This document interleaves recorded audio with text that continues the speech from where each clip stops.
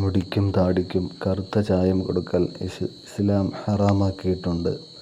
അത്തരക്കാർക്ക് തിരുനബി തങ്ങൾ ശക്തമായ താക്കീത് നൽകിയിട്ടുണ്ട്. ആദ്യമായി നര കറുപ്പിച്ചത് ഫിർഔനാണെന്ന് ഉംദത്തുൽ ഖാരി എന്ന ഗ്രന്ഥത്തിൽ കാണാം.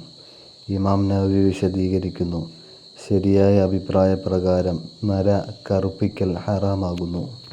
തിരുനബി സല്ലല്ലാഹു അലൈഹി വസല്ലമ തങ്ങൾ പറഞ്ഞു, മാടപ്രാവിൻ്റെ മേടകളെപ്പോലെ കറുത്ത ചായം പൂശുന്നൊരു വിഭാഗം അവസാന കാലത്തുണ്ടാകും. സ്വർഗത്തിൻ്റെ വാസന പോലും അവർക്ക് ലഭിക്കില്ല. അബൂദാവൂദ് ഇമാമും നസാഇ ഇമാമും ഈ ഹദീസ് റിപ്പോർട്ട് ചെയ്തിട്ടുണ്ട്. സ്ത്രീകൾക്കും പുരുഷന്മാർക്കുമിടയിൽ ഈ വിഷയത്തിൽ വ്യത്യാസമില്ലെന്നതാണ് നമ്മുടെ മദ്ഹബ്. മജ്മൂഅ് 1-ാം വാള്യം 294-ാം പേജിൽ പറയുന്നു.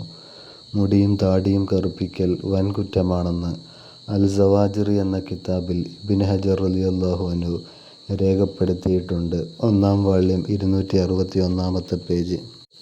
ചുവപ്പ് അല്ലെങ്കിൽ മഞ്ഞ നിറമുള്ള തലമുടിയുള്ള ചെറിയ കുട്ടി പെൺകുട്ടിയാണെങ്കിലും കറുപ്പ് ചായം നൽകൽ രക്ഷിതാവിന് ഹറാമാണെന്ന് ബുശ്റൽ കരീം 708-ാമത്തെ പേജിൽ കാണാം. തലമുടിയിലും താടിയിലുമുള്ള നരയ്ക്ക് ചുവപ്പോ മഞ്ഞയോ ചായം നൽകൽ പുരുഷന് സുന്നത്താണ്. സ്ത്രീകൾക്ക് തലമുടിയിലും ഇത് സുന്നത്താണ്. ഫത്ഹുൽ മുഈൻ 219.